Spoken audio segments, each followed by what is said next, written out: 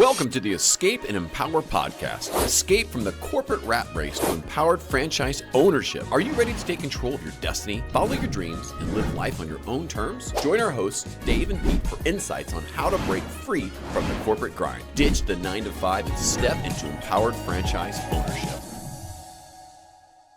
Welcome to the Escape and Empower podcast. My name is Pete Gilfillan. I am here with my podcast partner, Dave Greenberg. Welcome, Dave. Pete, how are you today? I am pumped up. That's fantastic, like you usually are. You got it. It's a great way to go through life is being pumped up. And, I'm pumped up today because we get to talk a little bit about, you only see this happen every 4 years. And generally, when this happens every 4 years, good things happen. And so I thought we would answer the question today is that during the first year of a presidency, so the first year of their term, bottom line is good things happen. A lot of things happen.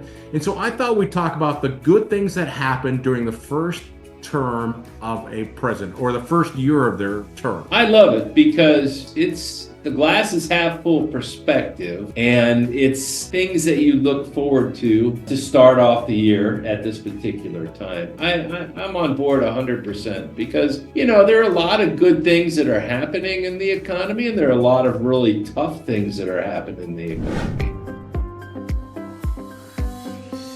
About this. So when a new president comes in, right, their first year, they're trying to stimulate the economy. They're throwing money at the economy to try to supercharge it. So you see a lot more, I think, policy implementation and then also economic stimulus, right? We've seen that in the past, and I think we'll continue to see that in this next first year of the term. And especially in our space of small business. There's been a lot of support for small businesses. We could go through all the reasons why small businesses have a significant contribution factor to GDP and the health of the economy and job creation. But, my intuition and what I've seen and what I've heard is small businesses are going to continue to have the support to thrive in this first year. No question. I mean, it's access to capital, and we're very fortunate. There's good capital now, and I think that continues as we go into the first year of the term. Certainly, there's economic stimulus, there's capital available. That's all, again, driving the economy.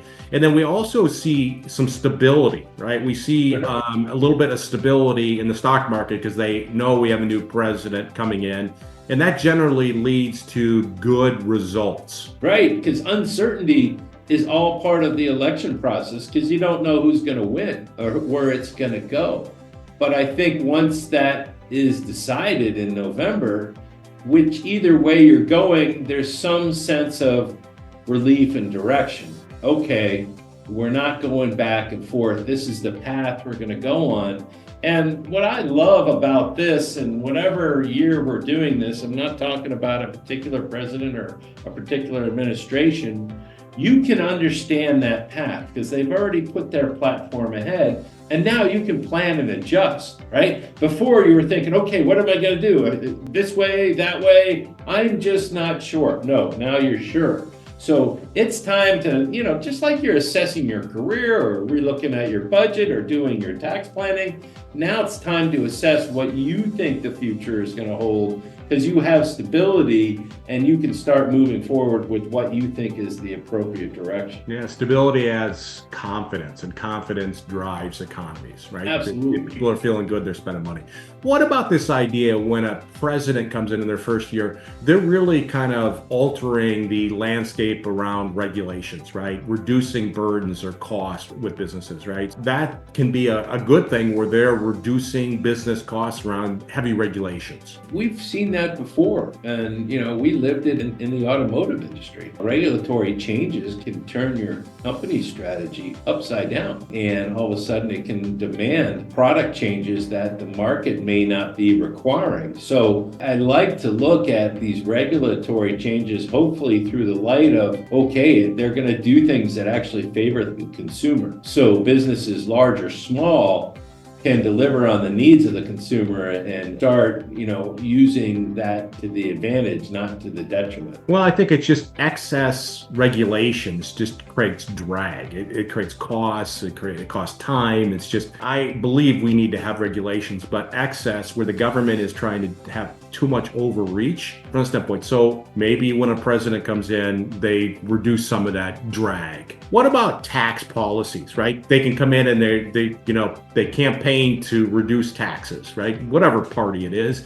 Bottom line is they're looking to change tax policies. So that a lot of times happens in the first year of a term. Well, there's some things in tax policy that can really make differences to certain businesses. I know when I was in the agricultural business is when you had support of accelerated depreciation, Section 179 of the IRS code, you really get to influence purchase decisions of equipment, specifically in farming, something the farmers really required. So those tax policy adjustments favorably can have real impacts on existing businesses and startup businesses. Thankfully, I think we'll be in a favorable small business environment as we go into the first year of the administration.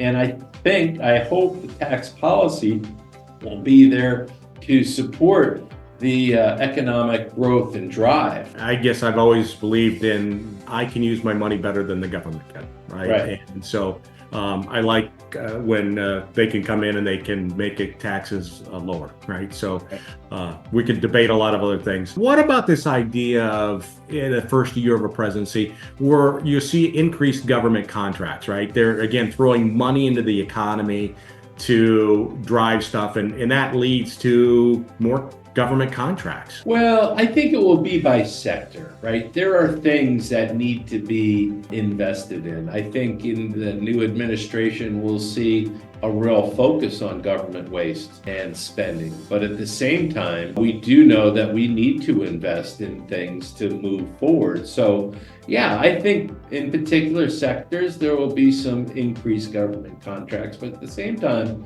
we might see some contraction of things that might have been wasteful or might have been excess or lacked efficiency in the business. So that's going to be an interesting one to see how it plays out. And it ties to economic confidence. If we're feeling good about the economy, people are spending money, right? And that's always been the way, right? Is we talk about recessions, they're self-fulfilling processes, right?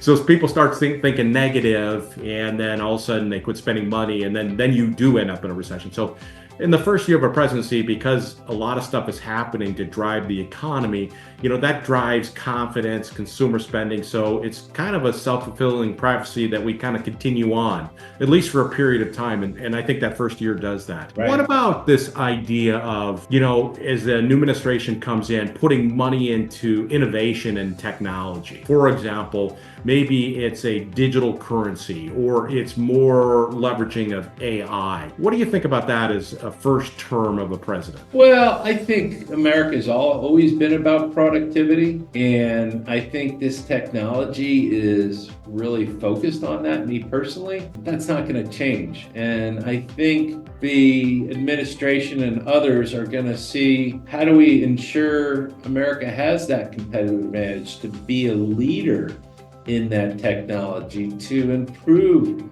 the productivity in America so we can maintain and continue to grow our economic dominance. I'm all in on the innovation and technology side. Yeah. Because if you're not, you're going to be left at the curb. Agreed 100%. And I think it's also in a first term, a lot of times they'll invest in infrastructure development. And that's certainly important, right? That's putting money into the economy, construction, building new roads, things like that. So driving the economy. And whether we like it or not, also in the first term, there are trade policy changes and they can go either way. But the idea is that a lot of times they'll come in and they'll renegotiate trade agreements to maybe get us a better position or different things in terms of imports and exports. Right. So, absolutely. And I think that's, being from the automotive industry, we want to bring the jobs back and maintain them for the American workers. And we've seen that huge drain. And I would love to see the return of our manufacturing base or even our technology base or whatever base there's going to be for people to invest in America. We have a great workforce. We have a great place to invest in. And I would love to see the trade policies continue to renegotiate in terms that it makes sense to invest in America. Bottom line is that as we look at a new president coming in their first year, there's a lot of really good things. That a lot of money is going to be spent. There's going to be change. And generally speaking, that drives a strong economy, that drives confidence in consumer spending. And so what I suggest is that take advantage of this year.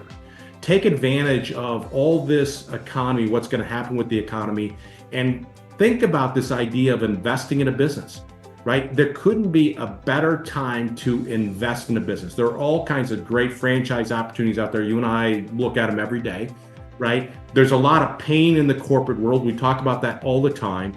And so if you're a senior level executive and you're fed up with the corporate world for whatever reason that works for you or doesn't work for you, you need to think about this idea of escaping the corporate world and empower yourself through franchising.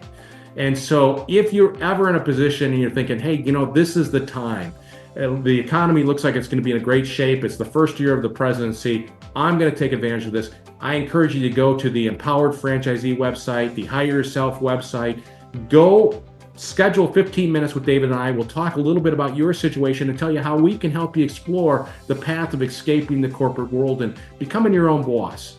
And both of them, Dave and I have done this. And the cool thing is that you can, if you do this right, you can take control of your destiny. You can live life in your own terms and certainly build wealth. And I want to underline one thing, Pete. It's 15 minutes of your time, listeners. 15 minutes. We'll figure out whether it makes sense to work together. We've done this for a while, and we know how to work with our candidates. In 15 minutes, we'll make sense of it and see if it works for you to explore opportunities to hire yourself. Well, with that, Dave, awesome. Thank you so much. Yeah, absolutely. Love the subject today. Thanks for tuning in to the Escape and Empower podcast. We hope today's discussion has inspired you to consider franchise ownership as a path to living life on your own terms. Start your journey towards financial freedom and flexibility. Connect with Dave at empoweredfranchisee.com or Pete at hireyourself.com. Until next time.